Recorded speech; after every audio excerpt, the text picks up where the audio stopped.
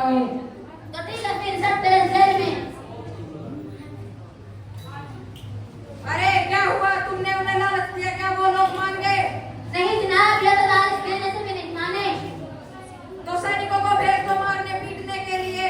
जी जनाब, सैनिकों जी साहब। इनको मारो पीटो, इनकी हड्डी बस के एक कर दो। इनको मारना पीटना तभी बंद करना जब तक ये हमारी गुलामी को स्वीकार न कर ले। जी साहब। अरे राजगुरु, क्या तुम अंग्रेजी की गुलामी को स्वीकार करोगे? नहीं, मैं तुम्हारी गुलामी को कभी कबूल नहीं करूंगा। भारत माता की जय, इनकलाब जिंदाबाद। अरे भगत सिंह, क्या तुम अंग्रेजी की गुलामी को स्वीकार करोगे?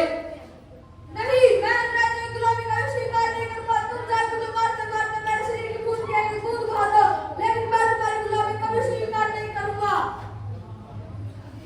अरे भगत सिंह, क्या तुम अंग्रेजी की गुलामी को स्वीकार करोगे? नहीं, मैं अंग्रेजों की गुलामी को कभी स्वीकार नहीं करूंगा, चाहे तुम मुझे मारते मारते मेरी जान ही क्यों न निकाल दो। इनकलाब जिंदाबाद, इनकलाब जिंदाबाद।